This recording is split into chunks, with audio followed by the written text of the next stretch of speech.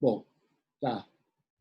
Infelizmente, eu perdi o início da aula. Eu posso voltar rapidinho no início da aula, só para registrar. Então, a ideia inicial é que tudo, logiquez é tanto uma teoria universal de qualquer linguagem, como também é uma linguagem, só que é uma linguagem muito específica, onde ela só tem uma função, que é a função essencial que qualquer coisa que mereça ser chamada de linguagem deveria poder cumprir, que é o quê? É a capacidade das condições de verdade, só falar em condições de verdade e falar em todas as condições de verdade das frases. Tudo tem que estar completamente explícito. E nada do que não seja a respeito das condições de verdade da frase deveria entrar no logiquês. Tá? E essa tarefa é a tarefa que vai nortear toda a gramática. A gramática do logiquês não tem absolutamente nada de arbitrário. Tudo é determinado pela função essencial da linguagem. Tá?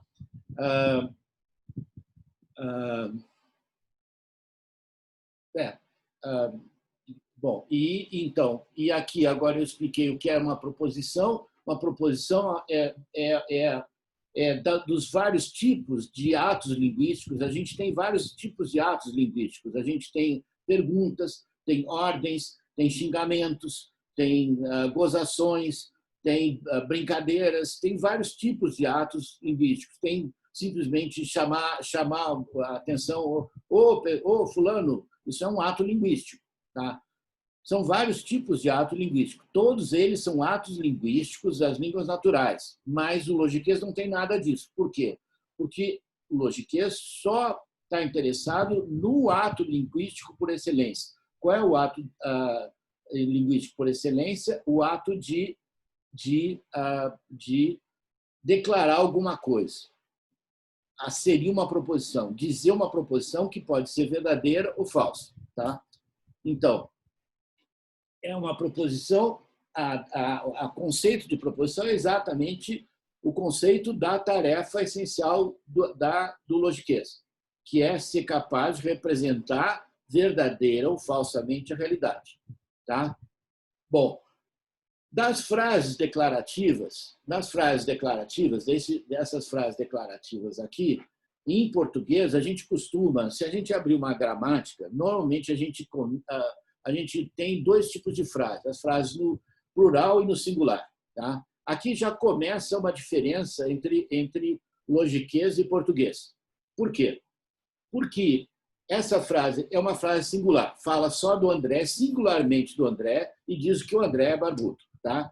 Contra frases no plural, onde tem o uso de S, e que falam não sobre uma pessoa, mas sobre várias pessoas. Tá? Essa é a conceituação normal do plural. Tá? O lógico já acha muito estranho isso da gramática normal ser desse jeito.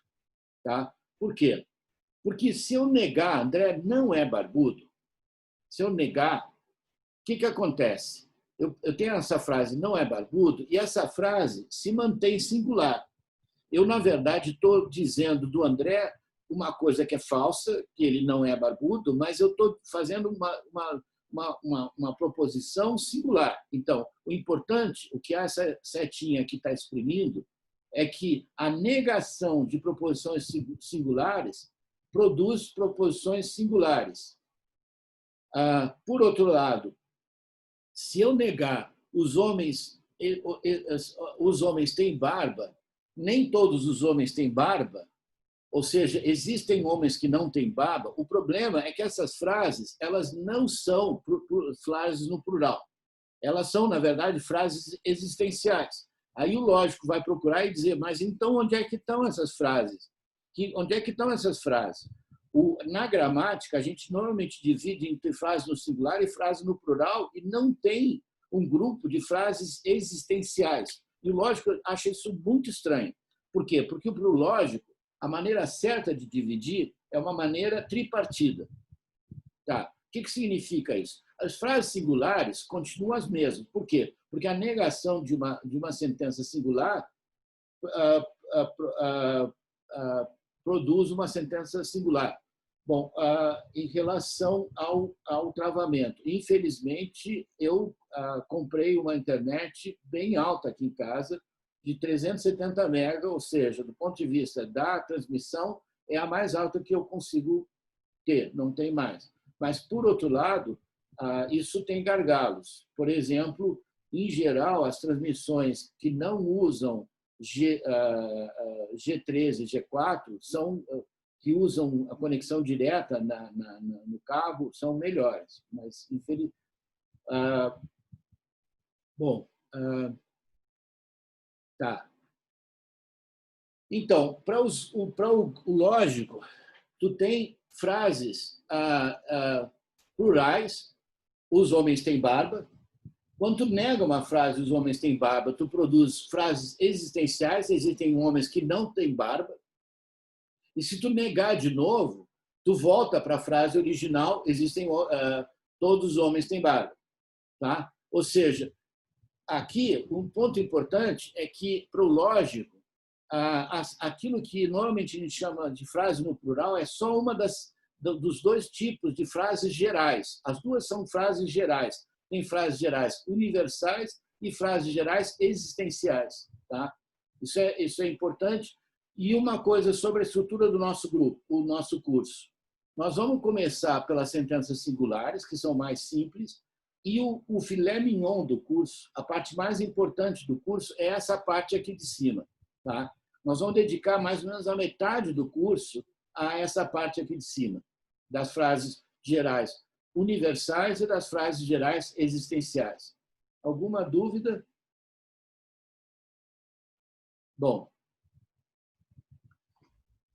professor. Agora vem a pergunta que é a pergunta da aula de hoje.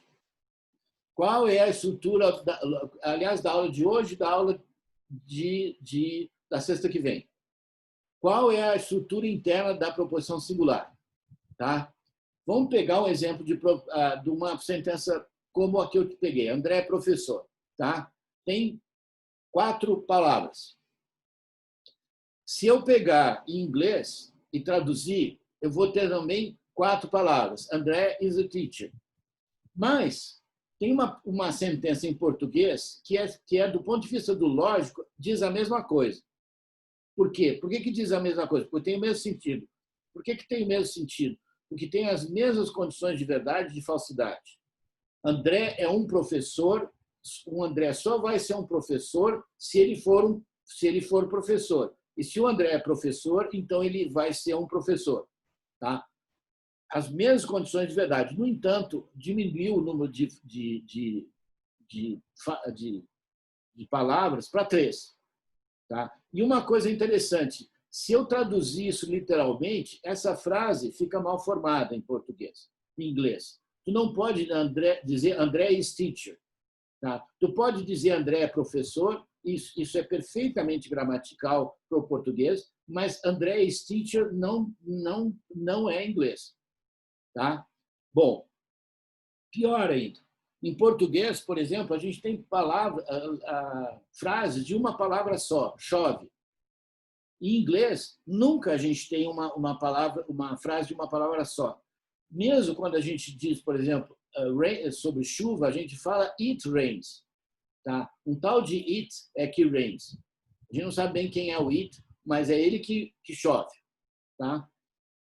Isso por quê? Porque a estrutura interna do inglês e do português não é uma estrutura que é regida unicamente pela função essencial da linguagem. Não é assim que foi pensado. Então, o que a gente vai começar? A gente vai começar com um problema filosófico extremamente importante, que é o problema do falso. Ele está no Sofista de Platão e a gente vai ver isso. Inclusive, a gente vai ver trechos do Sofista de Platão. Uma coisa sobre o problema do falso. Tá? Se vocês gostarem de filosofia, vocês vão tentar explicar a filosofia, sei lá, para um tio de vocês, uma tia de vocês, e ela vai perguntar, ou o tio vai perguntar, meu sobrinho, o que você estudou o que tu está estudando na aula de filosofia? e vocês vão ter dificuldade de explicar o que vocês estudam na filosofia. Por quê? Porque muitas vezes o que a gente estuda na filosofia vai parecer muito estranho. Por exemplo, quando vocês estudarem Descartes, uma das perguntas que Descartes introduz é a possibilidade de que só uma pessoa, o próprio falante, exista e todo o resto do mundo seja uma espécie de Matrix. Bom, pergunta, isso é normal? Isso é normal sobre... Não. Normalmente a gente não se preocupa com essas coisas. O problema do falso é mais ou menos do mesmo tipo. Se vocês chegarem para um tio ou uma tia de vocês e tiverem de explicar qual é o grande problema, o famoso problema do falso, qual é o problema do falso? É como é que uma proposição pode ser falsa. E a tia, o tio de vocês, inicialmente vai ficar pasmo. Mas, meu sobrinho, tu perde tempo estudando uma bobagem dessa. É óbvio. Como é que se faz uma proposição falsa? Por exemplo, eu sou um elefante. Pronto, isso é falso, porque eu não sou um elefante. Tá? Literalmente um elefante. Então, aparentemente, não tem dificuldade nenhuma de produzir uma sentença falsa. E, no entanto, então, qual é o problema do falso?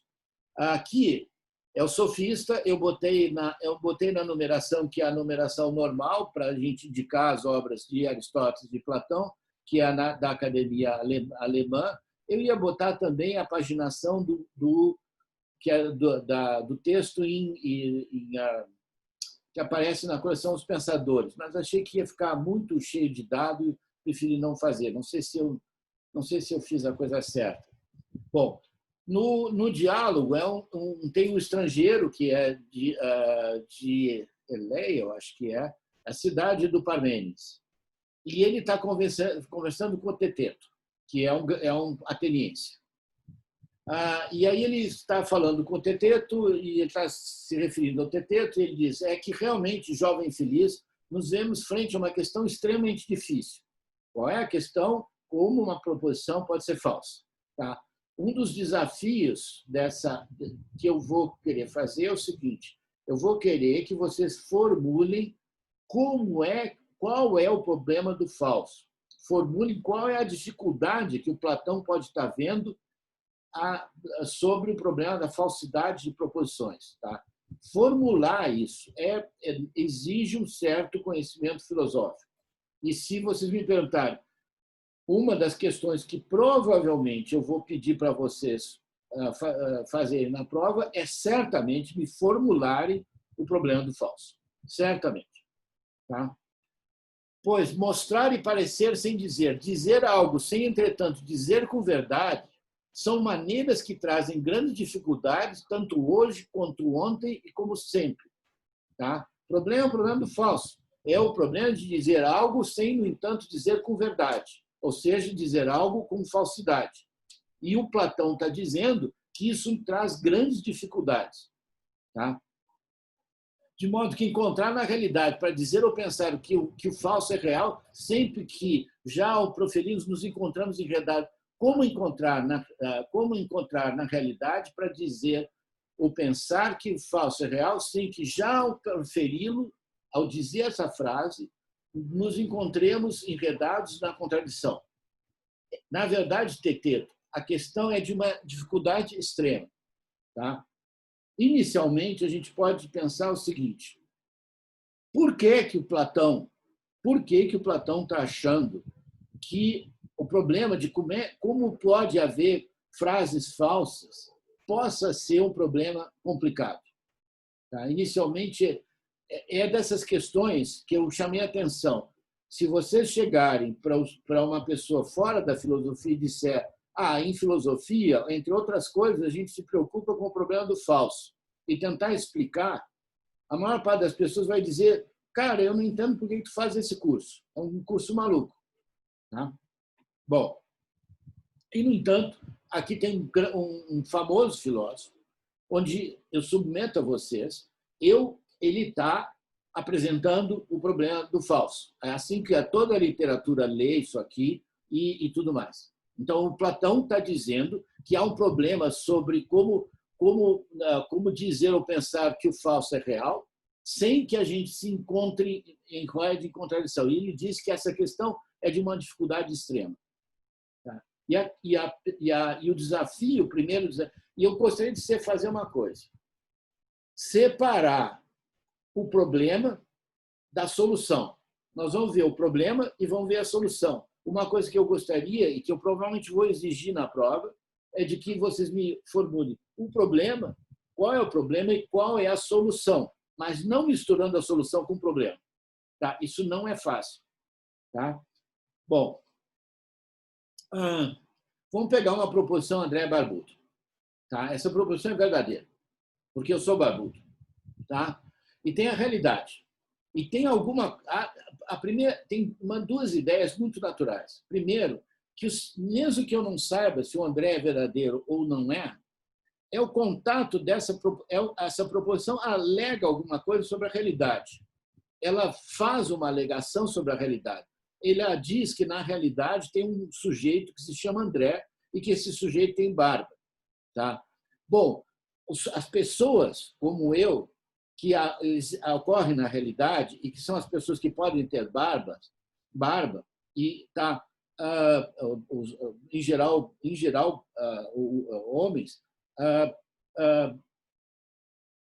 mesmo que eu não saiba isso, é o contato com esses fatos da realidade, que tem pessoas, tem seres humanos, entre esses seres humanos tem certos seres humanos que têm cabelo na parte de baixo do rosto, e que esses seres humanos a gente diz que são barbudos. Tá? Ou seja, o que eu estou dizendo é que o que dá sentido a uma proposição é a conexão com a realidade, é a capacidade de representar a realidade. Tá? Muito bem. Mas a gente também, uma ideia muito natural, é dizer que não só o sentido vem da realidade, mas a verdade também vem da realidade. Por quê? Porque se a proposição André Barbudo é verdadeira ou é falsa, isso está lá na realidade. A gente tem que estabelecer se, na realidade, a pessoa que se chama André, de fato, tem barba. E é lá na realidade que a gente vai estabelecer isso. Não adianta a gente ficar pensando, olhando para a frase e pensando muito. Tem que olhar na realidade. Tá? O problema é que há duas setas muito parecidas, ou seja, a realidade tem que fazer duas coisas muito parecidas, que é dar sentido à frase e dar verdade à frase. A realidade tem que ser capaz de desempenhar essas duas tarefas. Tá? E o problema é quando uma proposição é falsa. Por exemplo, o André é careca. Tá? Obviamente, agora, essa frase não pode ser verdadeira. Tá? Então, essa sentença, essa seta tem que desaparecer. Por outro lado, se essa seta aqui desaparecesse também, essa frase não teria mais conexão nenhuma com a realidade. Aqui que está o X da questão. Ela perderia a conexão da realidade. E se ela perde a conexão da realidade, ela já não diz nada sobre coisa nenhuma. Se ela não diz nada sobre coisa nenhuma, ela não representa nada e, portanto, não representa falsamente. Está claro? Ou seja, qual é o problema do falso? O problema do falso é explicar em bem bom português, bem detalhado e muito claro qual é a conexão, exatamente a conexão que uma frase falsa tem com a realidade. Não pode ser a conexão que uma frase verdadeira tem com a realidade, porque a frase verdadeira envolve uma parte que é essa parte aqui, que a frase falsa não pode ter. Então, tem que ter uma diferença entre a conexão da frase verdadeira e da frase verdadeira e da frase falsa. Tem que ter uma conexão. Ter o problema do falso. Qual é o problema do falso? Explicar, dizer, é uma conexão não muito boa, não muito direita, não funciona muito bem, está meio estragada. Todas essas coisas não são erradas, elas só são imprecisas. Tá? O problema é explicar exatamente o que é essa frase, essa conexão que assegura o sentido mas não a verdade. Qual é a conexão que uma frase tem de ter com a realidade que assegure o seu sentido, mas não a verdade? Ou seja, como é basicamente possível se representar a verdade, mas se representar a verdade falsamente? Tu tem que manter a conexão verde, a seta verde, mas tu não pode ter a seta azul, porque se tu tiver a seta azul, ups, a tua frase é verdadeira. Então, trata-se de explicar o que é a seta verde na ausência da seta azul. Tá? Alguma pergunta? Tá. Aqui, o estrangeiro. Aliás, aqui está uma coisa, só um pouquinho, deixa eu ver, só um pouquinho.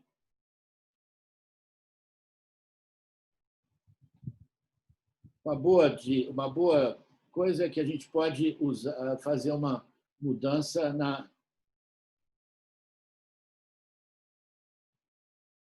Bom, mudança de capítulo. Então, aquilo era o problema. Tá? Aquilo era o problema.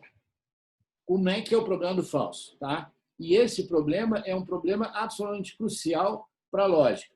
Por quê? Porque o problema do falso, a manutenção da falsidade depende da capacidade do logiquês de desempenhar a função essencial da linguagem, que é representar verdadeira, mas também falsamente a realidade. Tem coisas que representam a realidade, mas que não são capazes de representar falsamente. Eu dei um exemplo para vocês. A fotografia pura só representa verdadeiramente. Se tu não manipular de jeito nenhum a fotografia, ela vai representar verdadeiramente. No entanto, desde o início eu chamei a atenção de que para o logiquês é absolutamente crucial que se possa representar tanto verdadeira quanto falsamente. Por quê? Porque eu insisti com vocês que, antes de mais nada, o logiquês deve ser capaz de representar uma discordância, um embate. Uma pessoa diz uma coisa e outra pessoa diz o oposto. Um dos dois vai ser falso, mas o logiquês vai ter que se preocupar em representar tanto o que um diz quanto o que o outro diz, independente de se um está dizendo a verdade ou se o outro está dizendo a verdade. Tá? É uma atitude que lembra um pouco a atitude dos advogados de defesa e de acusação. Tá? O advogado de defesa tem que defender tanto quanto o advogado de acusação ele tem que entender a posição do cliente ou a posição contra o cliente tão bem um quanto o outro. Bom, alguma pergunta? Estou aqui olhando o chat. Não, vou em frente, então. Capítulo, então. Vamos aqui. Se vocês notarem, é umas 30 páginas depois, o estrangeiro, no sofista, de repente diz assim: prossigamos, a exemplo do que dissemos das ideias e das letras, e do mesmo modo refaçamos esta pesquisa, tomando agora por objetos os nomes, as palavras. Este é um ponto de vista no qual se deixa entrever a solução que procurávamos. Tá? Ou seja, aqui o Platão está indicando, o estrangeiro está indicando que agora ele vai resolver um problema que ele colocou umas 30 páginas antes, que é o quê? Aquele problema de como é que uma proposição pode ser falsa, que ele disse que era uma questão extremamente difícil. Tá? E que a gente explicou que é o seguinte: qual é o desafio real do Platão? Um dos desafios. Tem um outro que é sobre o problema da não existência. A gente também vai estar interessado nesse. No Platão, ele mistura esses dois problemas, ele junta esses dois problemas, nós vamos separar. Mas, assim, qual é o problema do falso? É o problema de explicar como é que é a conexão que uma frase falsa, aquilo que a frase falsa mantém com a realidade, a despeito de ela ser falsa. Ela precisa manter alguma conexão com a realidade, porque se ela perder toda a conexão com a realidade, ela para de fazer sentido e ela não consegue assegurar nada, ela não diz nada sobre nada, e aí ela não consegue ser falsa. Tá? Ou seja, mesmo a falsidade depende de alguma conexão com a realidade, mesmo para ser falso. Bom, vamos introduzir duas perguntas semânticas. Semântica quer dizer, eu estou introduzindo um vocabulário que é bom que vocês se acostumem. O que quer dizer semântico? Quer dizer, tem a ver com o sentido, tá?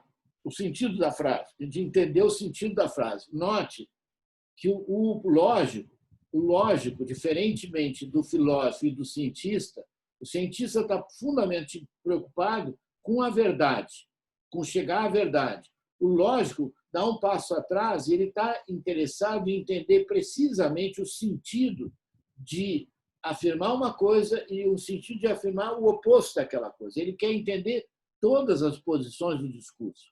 Tá? Então, ele está muito mais interessado em entender o sentido, a semântica da frase, do que a entender a verdade propriamente dita. Tá? Muito bem. Quais são as duas perguntas fundamentais? Primeiro, sobre o que estamos falando? No caso da sentença Andrea Barbudo, isso determina aquilo que o lógico chama de sujeito lógico da frase. Tá? Essa noção de sujeito lógico da frase é crucial para o lógico. Aquilo determina sobre o que a gente está falando. Duas pessoas que discordam têm de discordar sobre uma e a mesma coisa. Se elas estiverem falando sobre duas coisas diferentes, então elas não estão discordando, elas estão falando sobre dois assuntos diferentes. Discordância só ocorre quando duas pessoas estão falando sobre a mesma coisa, sobre a mesma pessoa. Um diz o André é barbudo e outro diz o André não é barbudo. Essas duas pessoas estão falando sobre a mesma coisa, sobre o André. Uma está dizendo é barbudo, outra está dizendo não é. Essas duas pessoas estão falando sobre a mesma coisa, estão discordando. Tá? Ou seja, de novo, é preciso viabilizar o embate. Bom, então, a resposta da primeira pergunta, e elas têm ordem, estão falando sobre o André. Eu vou marcar a parte, o sujeito lógico, sempre da mesma maneira, com um colchete, sempre com parênteses, sempre com parênteses. E a segunda pergunta, sobre o que estamos afirmando, afirmando.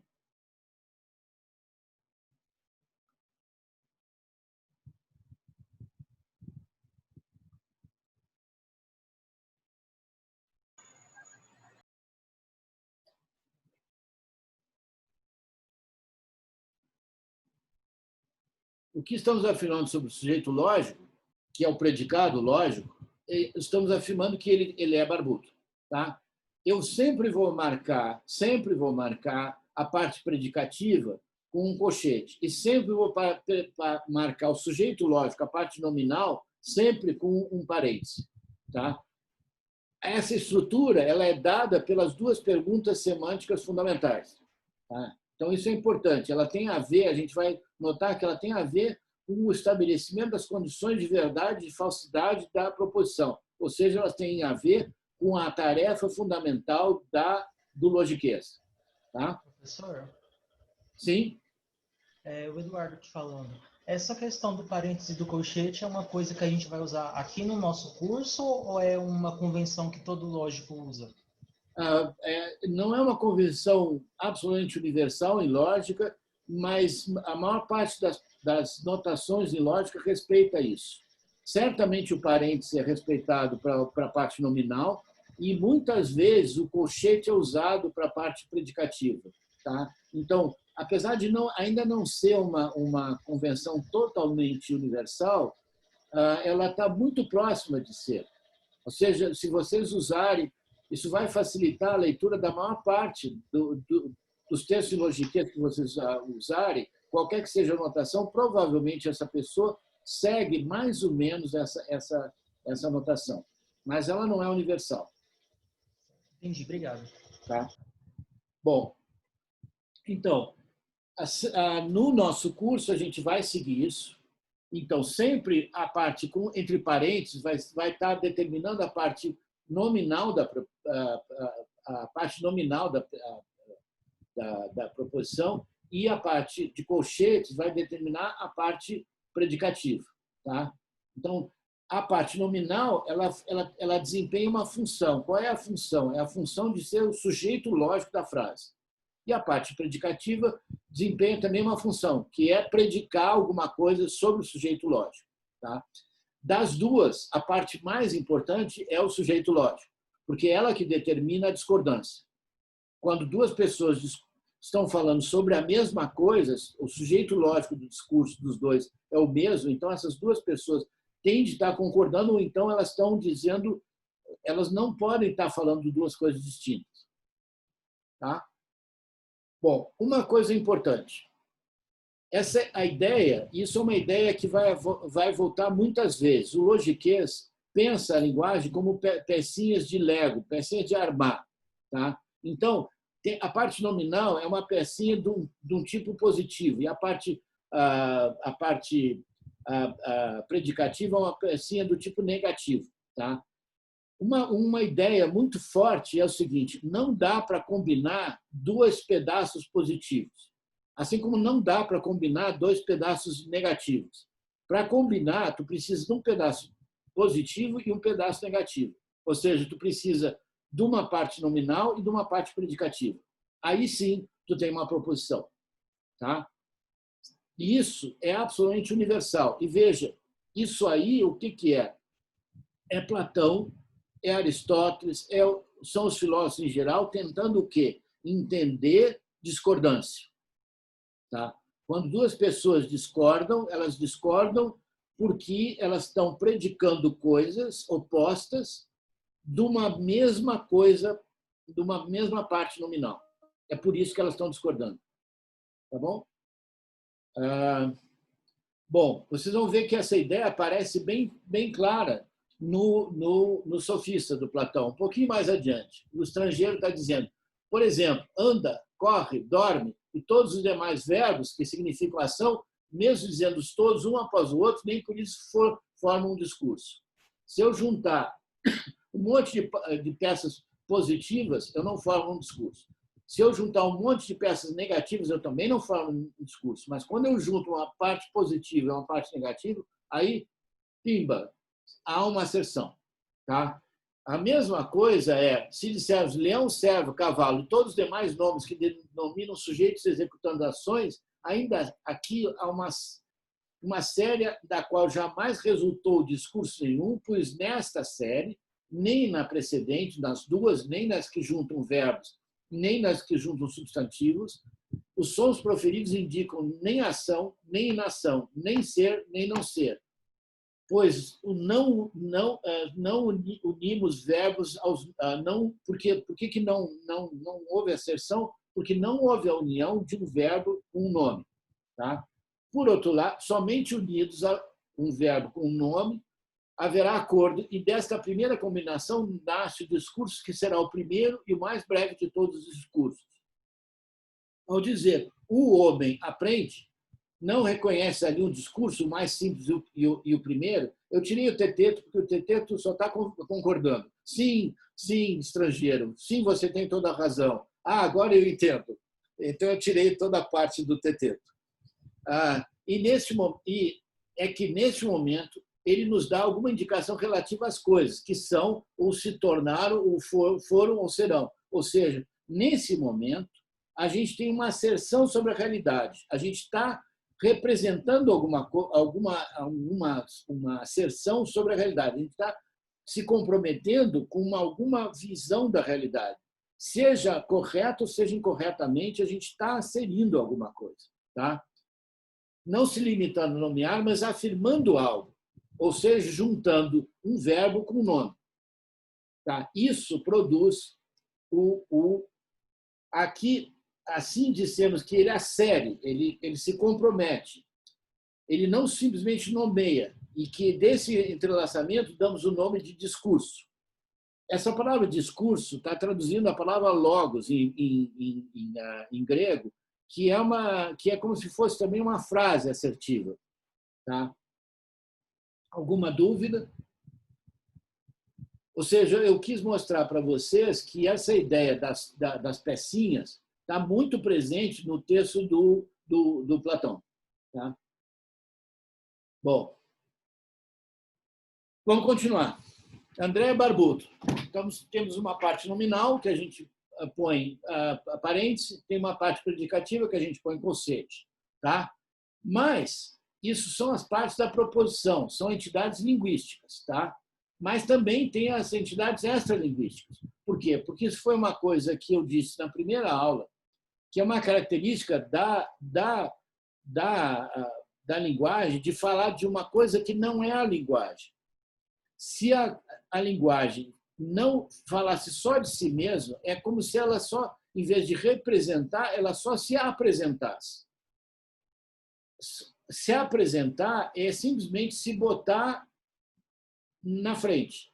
Outra coisa é representar. Representar é usar uma coisa para dizer sobre outra coisa, sobre a realidade. Então, tu tem a proposição, que é feita de uma parte nominal e de uma parte predicativa, que é a parte que representa o quê? Representa partes fora da linguagem. Tá? Que partes elas representam? Essa nomenclatura toda é uma nomenclatura técnica de filosofia. Aprender essa nomenclatura é crucial para um monte de cursos de filosofia que vocês vão fazer. Um monte de cursos. Seja Kant, seja Descartes, seja Platão, seja São Tomás de Aquino, seja Heidegger, seja o que for. Tá? Bom, a parte nominal, então, se liga, na realidade, com uma coisa que a gente chama de objeto. Tá? A noção de objeto é uma noção técnica em filosofia. Essa noção de objeto que eu estou usando aqui é a noção freguiana de objeto. É uma noção técnica de objeto. A gente tem, por exemplo, a gente diz, não pode tratar uma pessoa como objeto. Essa noção é uma outra noção. Também é uma noção filosófica. Ela se encontra em Kant, que diz que uma pessoa não pode ser tratada como um meio. Ela sempre tem que ser tratada como um fim em si mesmo. Tá? Bom, isso é outro linguajar e também um linguajar técnico em filosofia. Nós não vamos usar isso. Nós estamos usando um linguajar de lógica, do Frege, basicamente. Então, objeto... na linguagem ordinária, objeto normalmente é uma coisa que a gente segura na mão, que consegue segurar na mão. Então, a gente não tem dúvida de dizer que um mouse é um objeto. Tá? E a gente pode falar nos objetos em cima da mesa, por exemplo. Mas se tu perguntar se um carro é um objeto, a pessoa já fica hesitante. Por quê? Porque tu não pode pegar o carro na mão. Na verdade, tu entra dentro do carro. Uma casa, pior ainda, porque tu está dentro da casa. Tá? Então, objeto, na linguagem ordinária, conota uma coisa que normalmente tu carrega na mão, que tu pode carregar no bolso, que tu carrega na mão. Essa é, digamos, a raiz semântica fundamental do uso ordinário de objeto. Mas esse é um uso técnico. Basicamente, o que é o uso? Quer dizer o seguinte, é aquilo que a parte nominal da proposição nomeia. Tá? E a parte predicativa? Vamos em frente. A parte predicativa designa, eu estou usando outro verbo, eu não vou entrar em detalhes aqui, mas eu vou usar outro verbo, designa uma propriedade. Que propriedade? A propriedade de ser barbudo. Tá? A frase é verdadeira, a gente vai ver se o André, se lá na realidade o objeto André, que é nomeado pela parte nominal, tem a propriedade que é designada pela parte predicativa. Essas coisas que eu acabei de falar não são fáceis, é uma terminologia que demora um certo tempo para a gente dominar. Tá? Não é fácil a gente dominar isso aí. Bom, Professor, sim. e quando for algum que a gente não tem um pegativo com a realidade, por exemplo, assim, vou citar, Deus é negro. Um exemplo, é algo que... Não teria muito problema a isso aí. Com quem que eu estou falando? Qual é o teu nome? Pablo. Pablo. Bom, uma coisa, a gente poderia achar que chamar Deus de um objeto é inadequado. Tá? Para o lógico, não. Por quê? Porque se tu pedisse para o lógico fazer a análise lógica dessa frase, Deus é um negro, ele diria, qual é a parte, sobre o que a gente está falando? Sobre Deus. Então, a parte que desempenha o papel nominal dessa proposição é Deus. O que a gente está afirmando dele? Que ele é um ser negro. correto ou incorretamente, não interessa se isso é verdade, se é falso, não interessa. O que a gente está inserindo dele, a parte predicativa dessa frase é negro, é um negro. Tá? E esse predicado é um negro, nomeia uma propriedade, que provavelmente a gente está pensando de ter a cor da pele preta. Muito bem. Se essa frase é verdadeira, então aquele objeto que é nomeado pela parte nominal, que no caso é Deus e que nomeia Deus, se esse objeto tem a propriedade de ter a pele preta, então a frase Deus é negro é verdadeira. Se esse objeto não tem essa propriedade, essa frase não é verdadeira, é falsa. Tá? Veja. E se não puder definir se é verdadeiro ou falso? Não, mas uma coisa, na verdade, continuando, a pergunta é boa, mas é o seguinte: eu posso estar em dúvida sobre, afinal, quem é Deus, o que é Deus ou quem é Deus. Eu posso estar em dúvida sobre isso. E eu posso estar em dúvida sobre a definição adequada, que, no fundo, é estabelecer exatamente qual é a identidade do objeto nomeado pela parte nominal. Tá? Essas questões são questões lógicas, mas elas não são questões... Não é dessa estrutura que a gente está trabalhando aqui. A gente está trabalhando com uma estrutura básica, que é o seguinte: essa frase, Deus é um negro, é uma frase declarativa. E se tu perguntar as perguntas semânticas fundamentais sobre o que eu estou falando, sobre um certo objeto que é nomeado pela palavra Deus. O que eu estou afirmando dele? Eu estou afirmando uma propriedade que é designada pelo predicado é negro. E quando é que isso aí vai ser verdadeiro? Se é que for verdade, vai ser verdadeiro, se aquele objeto que é nomeado pela palavra Deus tiver a propriedade ser negro. Tá? Tu pode estar com dificuldade de estabelecer, por exemplo, essa conexão aqui, ó. Essa conexão entre a parte nominal e que objeto é. Por exemplo, tu pode estar em dúvida, por exemplo, um crente, uma pessoa que crê, pode estar na procura de Deus. Ela acredita profundamente de que exista um Deus, mas ela não está insegura de qual é o objeto a qual ela está se referindo. Tá? E ela poderia, inclusive, isso poderia deixá-la muito, sei lá, nervosa com isso. O lógico não entra, porque isso seria já questões sobre o estabelecimento da verdade ou da falsidade dessa questão. O lógico, a atitude do lógico é simplesmente dizer, olha, o que quer que seja isso, a frase que tu está fazendo é uma frase assertiva, e se ela é uma frase assertiva, ela tem a estrutura predicativa nominal. Se ela é uma proposição, ela tem essa estrutura. Não sei se eu te respondi. Respondeu.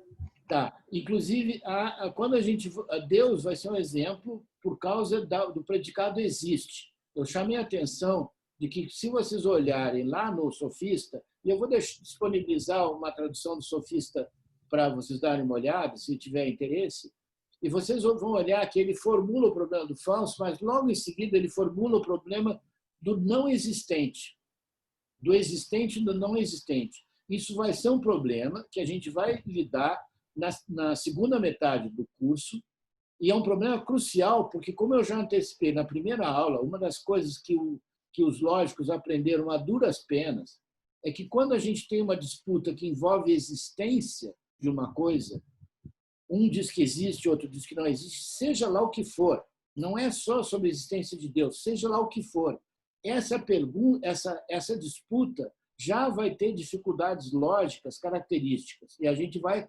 estudar essas características. Tá? Isso foi um progresso que a lógica oferece ao quê? Oferece às disputas. É característico de um lógico. Entrar não entrar na disputa, mas tentar fornecer subsídios para que um lado entenda melhor o que o outro lado diz. Professor, a princípio, não teríamos que rever o conceito de verdade? A gente não está, na verdade, lidando muito com o conceito de verdade no seguinte sentido, que é como é que eu estabeleço a verdade. Por exemplo, o que é a verdade? Sim, mas a gente está fazendo uma caracterização muito geral da verdade. Na verdade, no fundo, essa noção só apareceu por quê? Porque a gente está tentando entender quando duas pessoas estão discordando, o que precisa acontecer para elas discordarem. Por exemplo, eu sugeri para vocês que para que duas pessoas possam discordar, elas têm que estar falando sobre o mesmo assunto e tendo opiniões opostas sobre esse assunto. Senão, não é discordância. Se elas estão falando sobre assuntos diferentes, estritamente elas não estão discordando. Tá?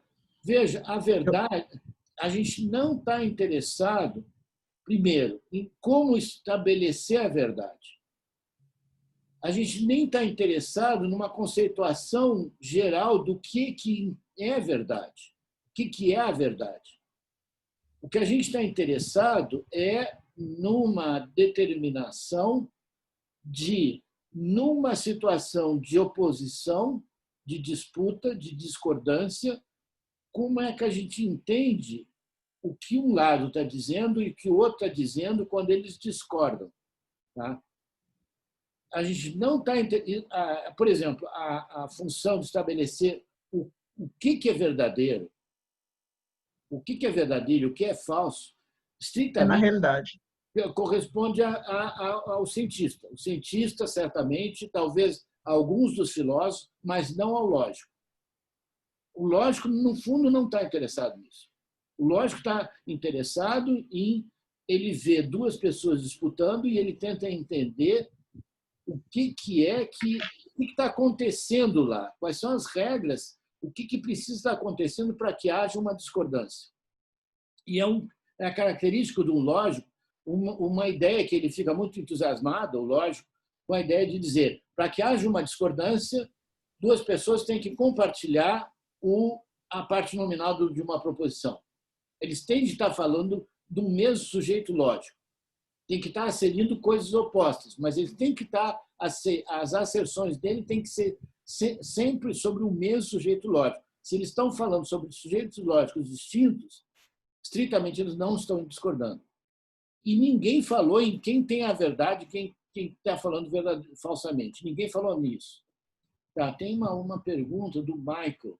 Para fazer sentido, o objeto deve poder possuir ou não possuir a propriedade na realidade. Não, na verdade, o objeto não se preocupa com sentido. O sentido é da proposição. A realidade está lá. O objeto tem ou não tem a propriedade.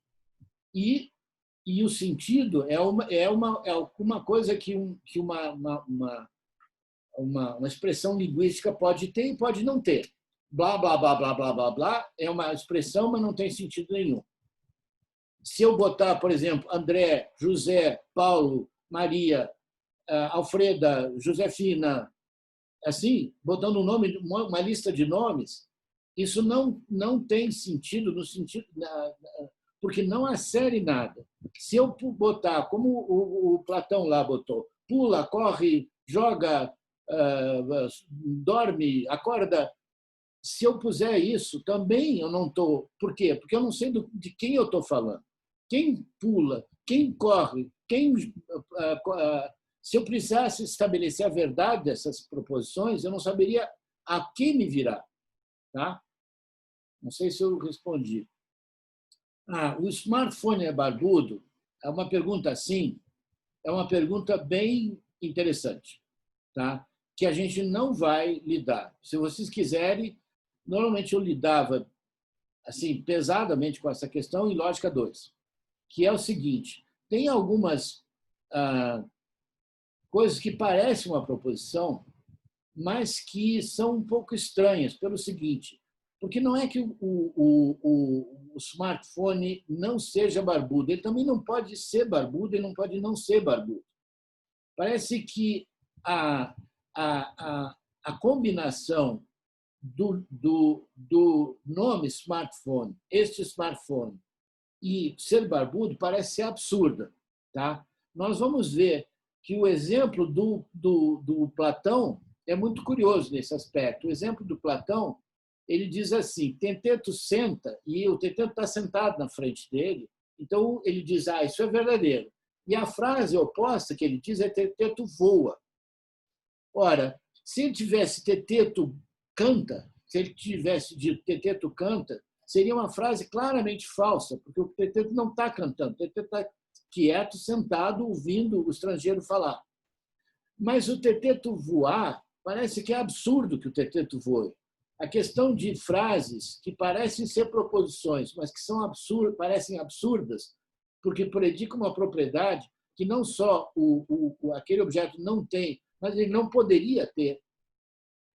Parece que essas frases deveriam ter um tratamento especial. Eu não vou lidar com isso. Isso é um problema importante de lógica.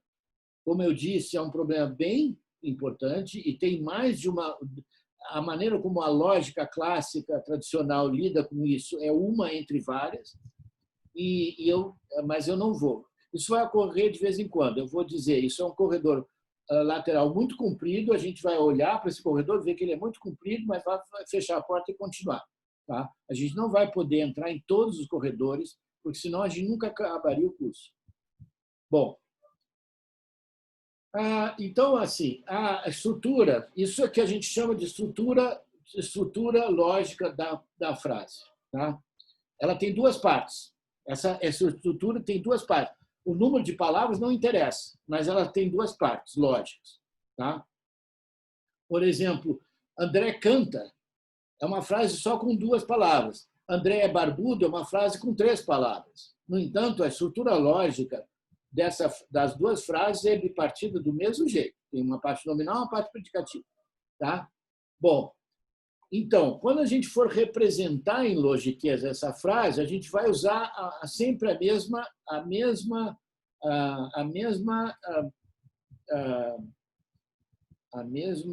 convenção, que é o seguinte: entre parênteses, a gente vai botar em letra minúscula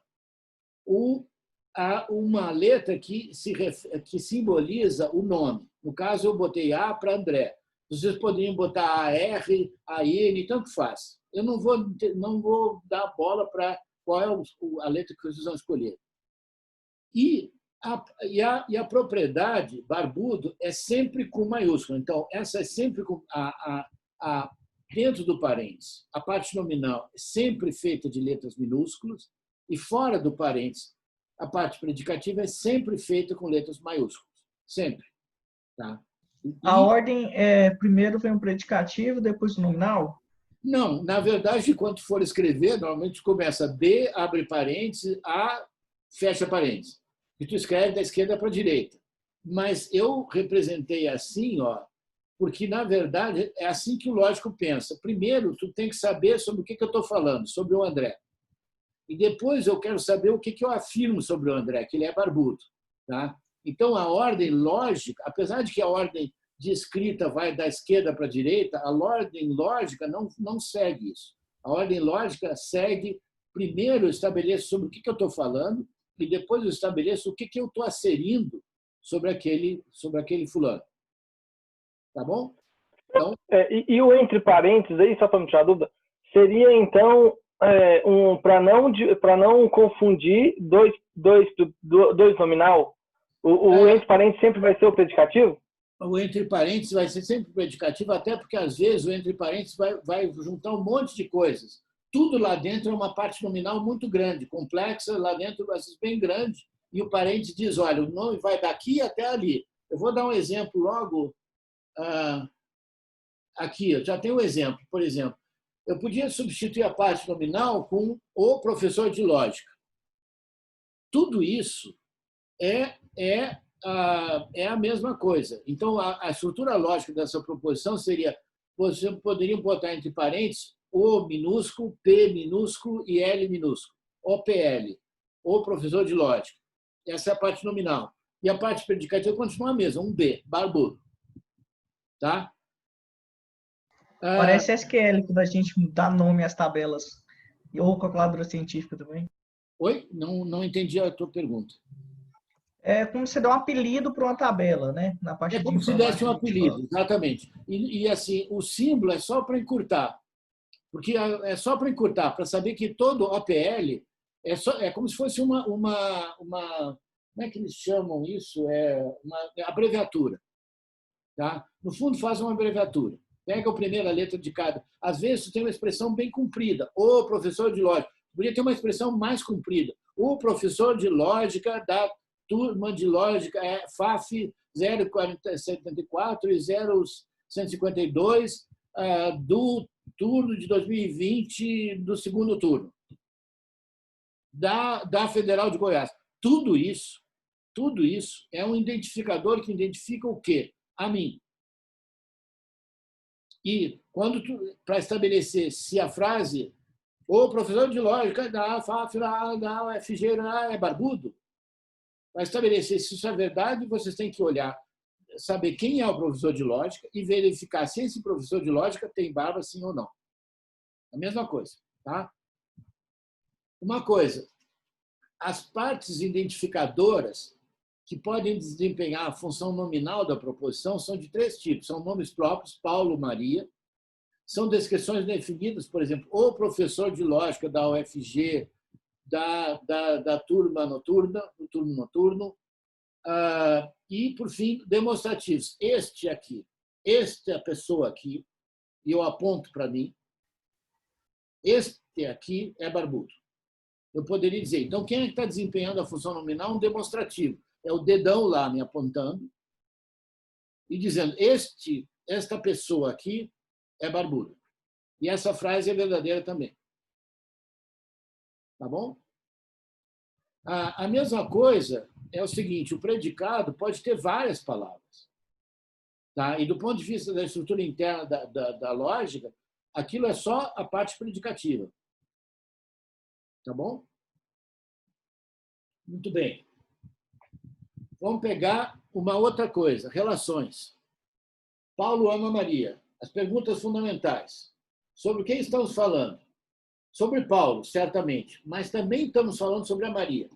Para o lógico, a relação relaciona 2 objetos. Tá? A relação de amor relaciona 2 objetos. Um é tão objeto quanto o outro. O primeiro, a gente normalmente em português a gente chama de esse é o sujeito da frase e esse é o objeto direto da frase. Para o lógico, os 2 são sujeitos lógicos. Por quê? Porque eu preciso saber dos 2 quem são para saber qual é a verdade dessa frase. Eu preciso saber quem é Paulo e quem é a Maria. Porque o Paulo, eu posso conhecer Paulo, saber que ele está apaixonado, mas eu posso não saber se a Maria é a pessoa que pelo qual o Paulo está apaixonado. Tá? Então, para eu saber a verdade dessa frase, eu preciso conhecer tanto o Paulo quanto a Maria. Se alguém me perguntou alguma coisa... Para Pablo. Professor, se fosse, por exemplo, Paulo ama pular. Pular também seria um objeto? Seria de quem a gente está falando? Mesma proposição de Maria? Não. A estrutura lógica dessa frase é o seguinte. Se tu quisesse representar a estrutura lógica dessa frase, tu precisava de umas estruturas mais complicadas. A princípio, essa frase seria uma propriedade. Paulo tem uma propriedade. Só que a gente está falando sobre o Paulo. O que a gente está dizendo? Que ele ama pular. Tudo isso, amar, ficar pulando, gostar de ficar pulando, tudo isso é um predicado só. Tá? Compreendi. Tá?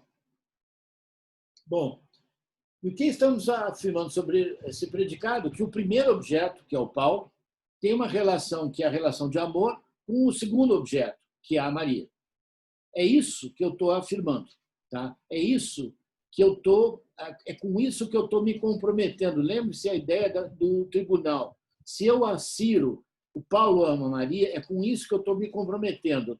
Então, a parte predicativa notem que isso é meio esquisito.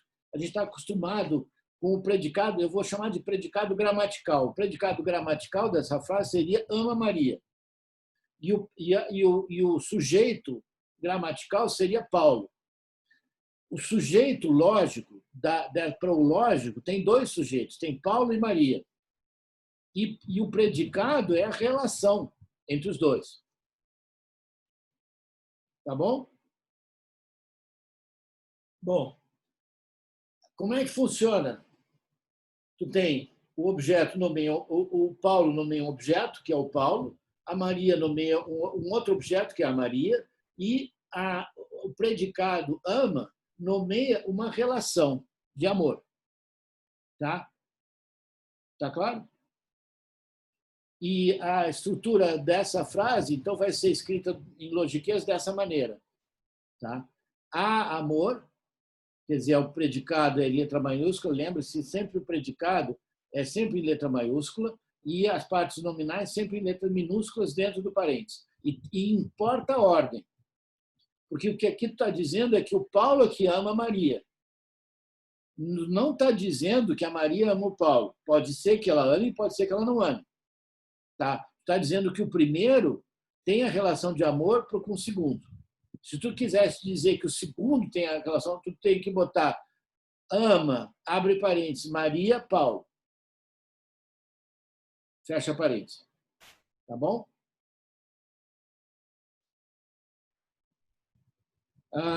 Um comentário muito interessante aqui, do Pablo Reis. Igual a calculadora científica, o texto do Frege, ele explicitamente diz que... Bom, vou falar um pouquinho sobre Frege. O Dummett, que é um filósofo muito importante, tem um texto muito bonito dizendo que a lógica tinha sido meio que inventada de uma vez só pelo Aristóteles e que ficou encalhada durante 1.800 anos. Não houve progressos significativos em lógica. O que o Aristóteles fez ficou feito e ficou bem até mais ou menos o século XIX. Aí o Frege entra na lógica e desencalha o barco. Fundamentalmente, ele explica mais adequadamente várias coisas, mas entre elas as relações. Tá? Muito bem. Em menos de 70 anos, a gente estava com os computadores funcionando. Ou seja, Frege tem uma conexão direta com o advento dos computadores. E no Begriffsschrift, que é o texto original dele, a conceitografia, que é o texto de 1879, que é o primeiro texto importante dele, o título dele é exatamente uma conceitografia, ou seja, o logiquês, numa escrita à maneira da aritmética. De fato, ele olhou para a aritmética, o uso de parênteses na aritmética, e copiou um monte de coisas para o contexto do logiquês. A tua observação, Pablo, é muito pertinente, muito adequada. Exatamente. E mais, aqueles que puderem usar o editor... Lembra muito função, né? Hã? Lembra função da matemática. A gente já vai falar sobre função. Mais uma aula a gente vai entrar em função. Por enquanto, a gente não tem função. Tem relação e propriedade. Função é mais uma outra coisa. Tá? Mas a gente já vai entrar nisso. Na aula que vem, vamos entrar. Uma outra coisa. Aqueles que puderem usar o editor de equação do Word, e no OpenOffice também tem um editor de equação, eu recomendaria muito que usassem. Mesmo que no início a pessoa tenha uma certa dificuldade de usar. Por quê? Porque ele ajuda muito a pensar logicamente. Exatamente porque é uma linguagem que é uma linguagem de aglutinação, de pecinhas. Tu vai juntando pecinhas e tem regras de juntar pecinhas. Essas pecinhas têm regras que não juntam, tem pecinhas que não juntam entre si. Essa ideia aqui, ó, essa ideia aqui das pecinhas que se juntam e das pecinhas que não se juntam é muito forte em logiquês. Bom, deixa eu procurar.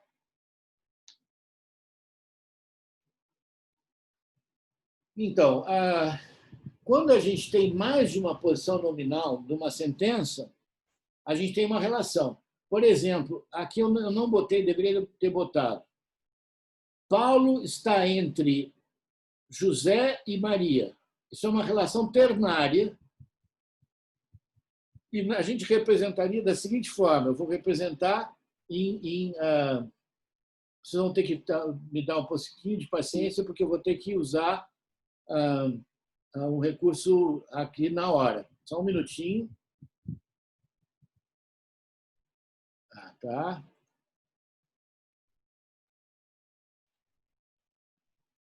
Tá. Então, estar entre Paulo, Maria e José. Essa frase aqui, e aqui a gente fecha.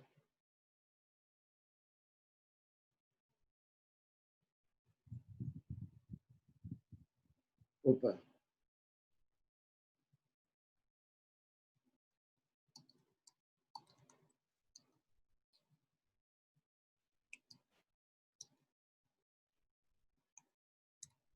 Tá. Quais são as partes nominais? Essas aqui.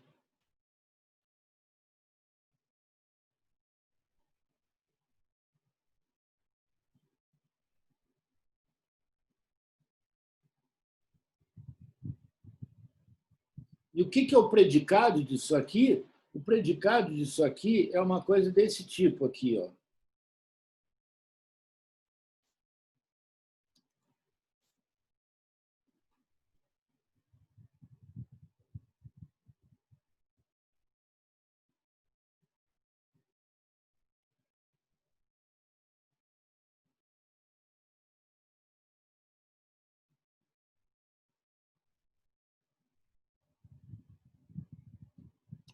Tá? Aliás, é o que sobra. É o que sobra, é o predicado. Essa é a representação em logiquez. Essa é a representação em logiquez. É uma relação ternária. A gente poderia dizer estar entre é uma relação ternária. Tem 3 lugares, ocupa 3 lugares. Tá? Eu conheço só uma relação quaternária, que é A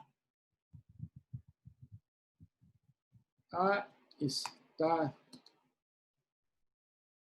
para B, assim como C está para D. Essa relação aqui é uma relação que a gente chama de proporção.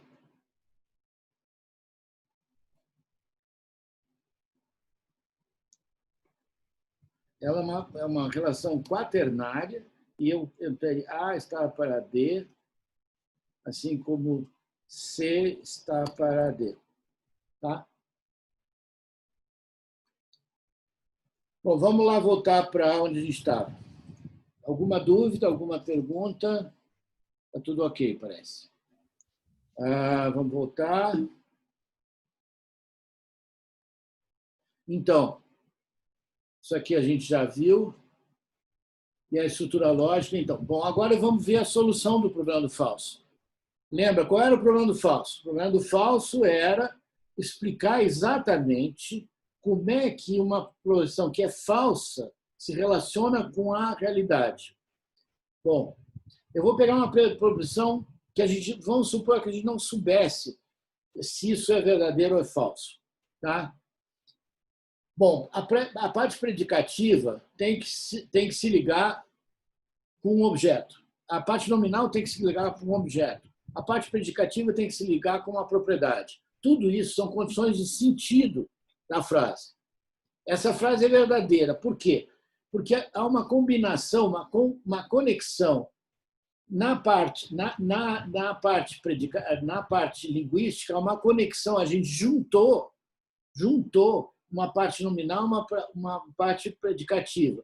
É um termo que os gregos usavam, entrelaçamento. Entrelaçamento era uma coisa que se usava para criar como é que é, cestos, tu fazia entrelaçamento de fibras, ou tu entrelaçava, houve uma conexão. Se a conexão que existe entre o nome André e a parte predicativa se repete no nível ontológico, então essa frase é verdadeira.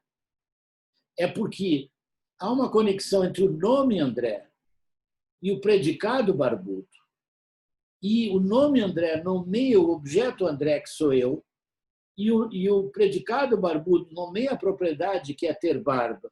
E o objeto que é nomeado pelo nome André, que sou eu, tem a propriedade que é designada pelo predicado, que é ter barbudo. Ou seja, é porque a conexão que foi feita no nível proporcional se repete no nível da realidade, que essa frase é verdadeira. O que acontece numa frase? Aí a gente tem a condição de verdade da proposição, que é a repetição da conexão linguística no nível da realidade. Às vezes a gente chama essa conexão da verdade como eco. A verdade é um eco.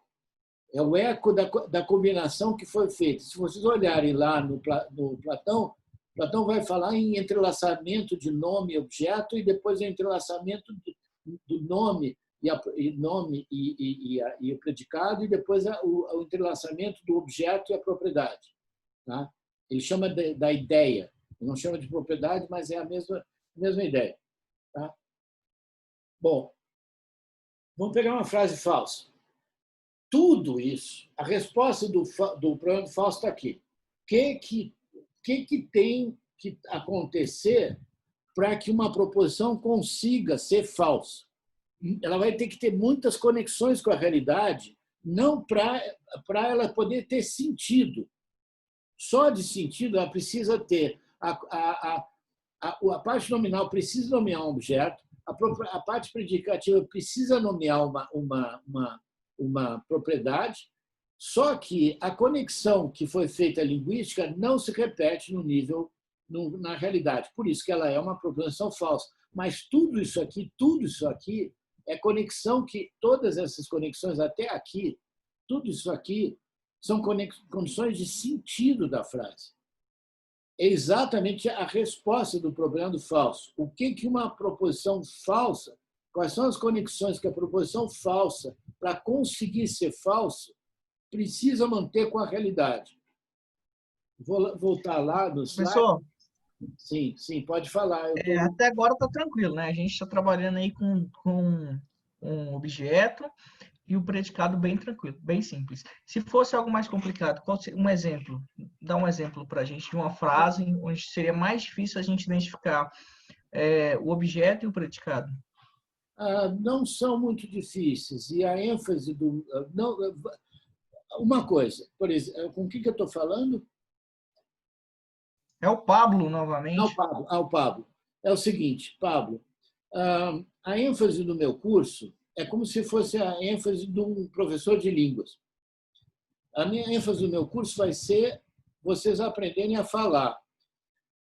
Depois, quando vocês fizerem o curso de filosofia, vocês vão se dar conta de que muitas das perguntas filosóficas cruciais são perguntas lógicas. Por exemplo, vou te dar um exemplo, respondendo a tua pergunta.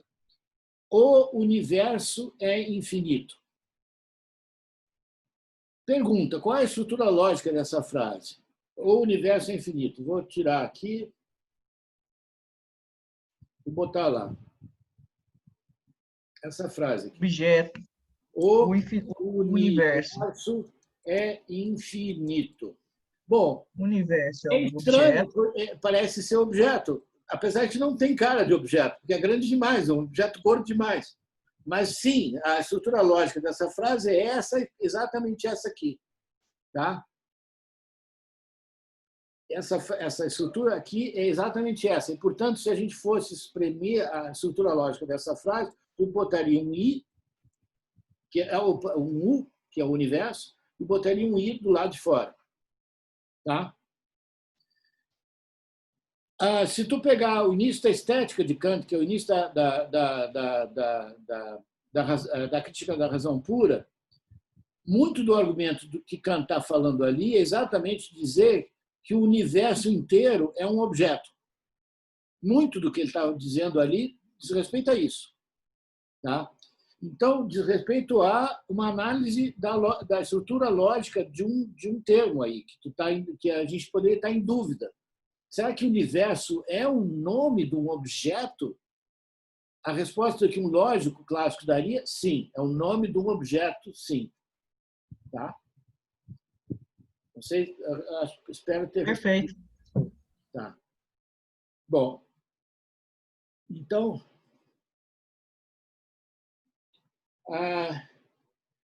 e agora eu vou só uma última coisa. Lá atrás, a gente viu que em português tinha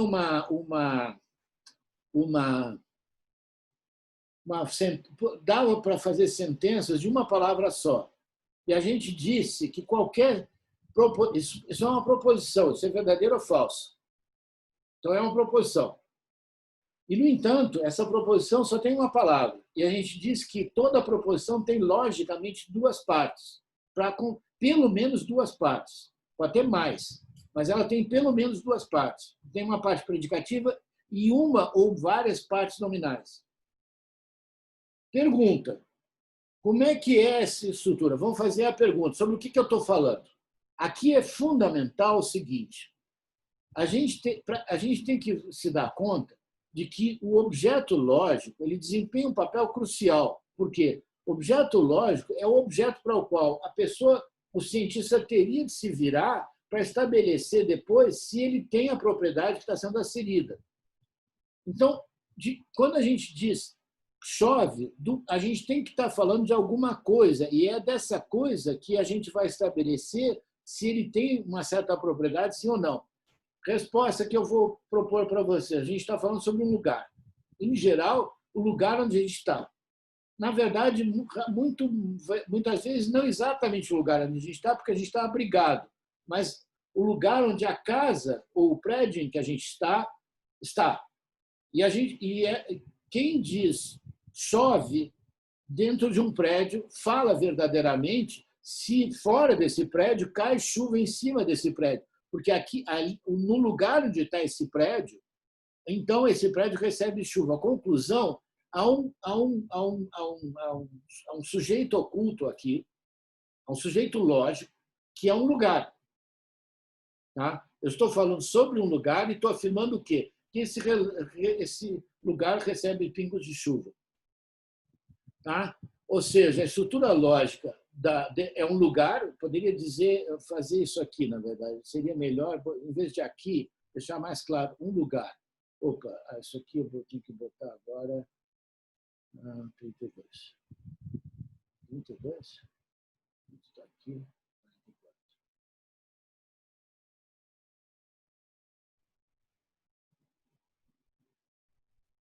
Opa.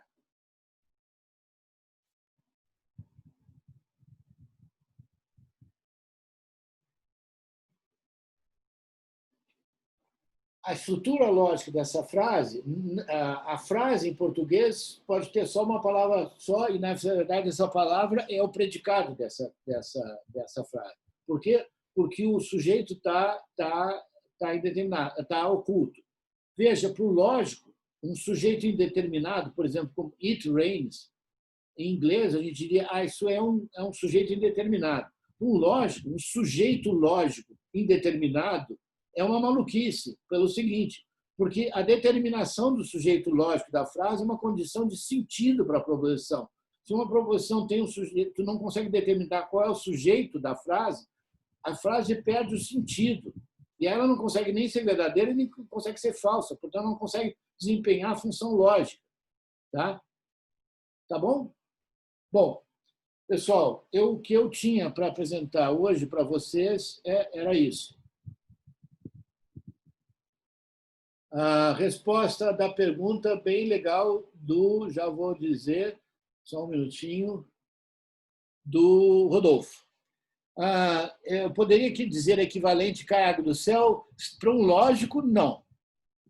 Porque chove quer dizer uma proposição. E, para o lógico, essa proposição é verdadeira. Essa proposição, na verdade, é uma elipse, é uma abreviação de aqui onde eu estou agora está chovendo. Tá? Então, tu poderia dizer, aqui onde eu estou agora, recebe água do céu. Sim. E aí o lógico ficaria muito contente. E diria, ou seja, tu poderia dizer o seguinte, aqui, ó. Poderia fazer uma coisa que o lógico ficaria muito contente. Aqui onde estou agora. Tá? Isso é o nome de um lugar. O melhor em dizer estou aqui onde o Rodolfo está agora, ali onde o Rodolfo está agora, chove, recebe água do céu. Tá? O professor está cortando aí, abaixa um pouco a tela. Desculpe, vou subir aqui. Melhorou? Melhorou. Aqui onde o Rodolfo está agora, recebe a água do céu. Tá? Essa frase seria a frase. Vou diminuir um pouquinho a letra, que está um pouquinho comprida. Aqui onde o Rodolfo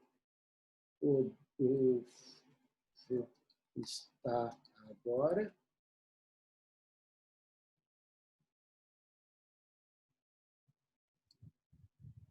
recebe água do céu. Nem lembro mais se o céu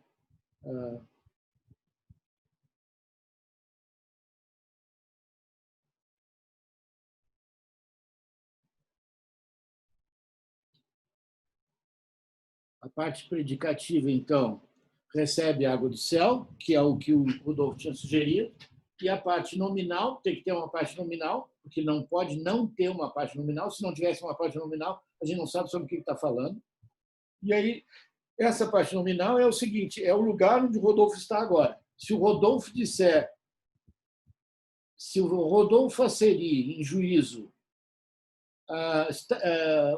aqui onde estou, onde eu, Rodolfo, estou agora, recebe água do céu, isso vai ser um perjúrio se lá onde o Rodolfo está não estiver caindo água, e vai ser uma verdade se lá onde o Rodolfo estiver caindo água.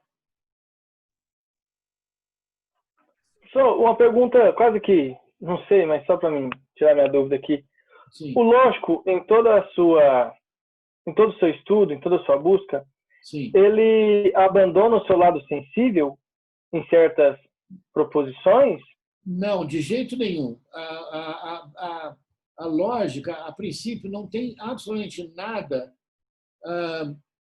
contra ou nem a favor de, por exemplo, asserções subjetivas.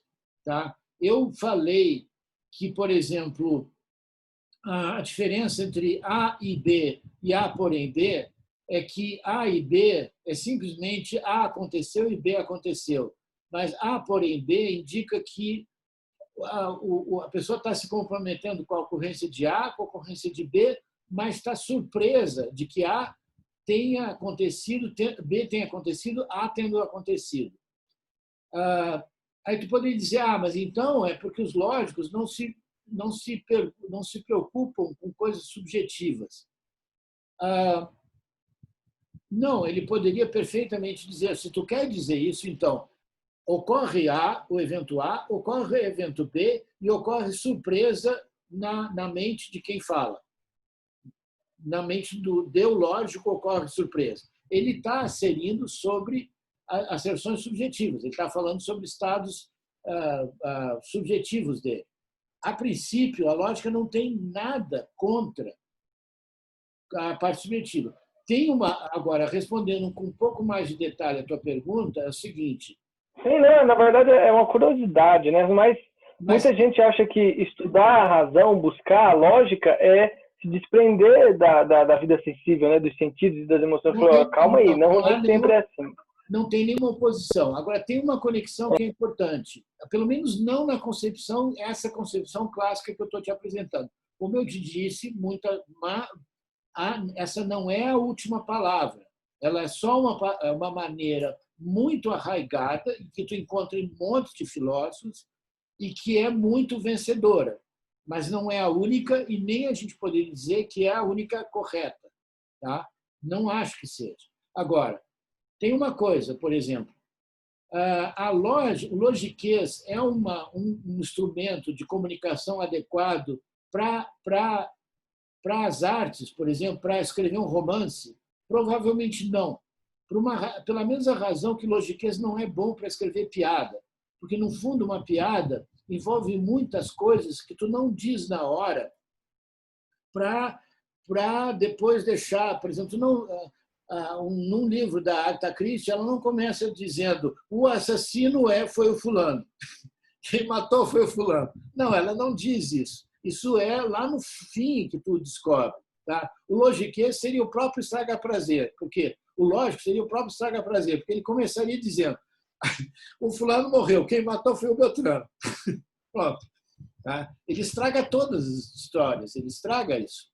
Tá? Por quê? Porque ele não está interessado em criar uma história, ele está interessado em ser absolutamente explícito quando as condições de verdade. Essas condições de verdade podem envolver elementos subjetivos, podem envolver elementos não subjetivos, intersubjetivos e tudo mais.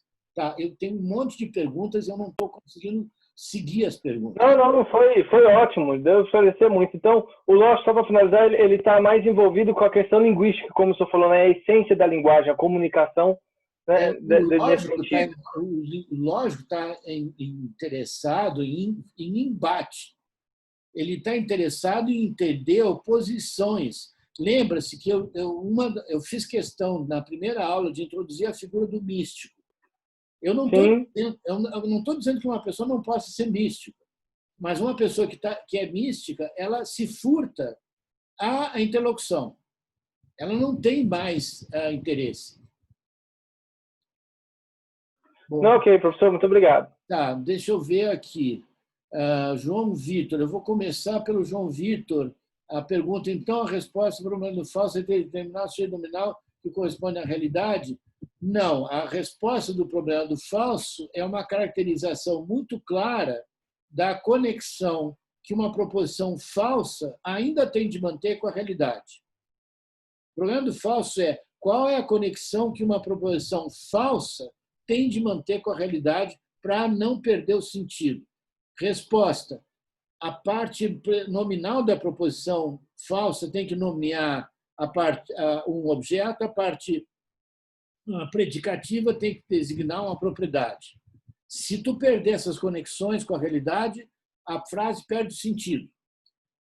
Isso ainda não diz se ela é falsa ou se é verdadeira.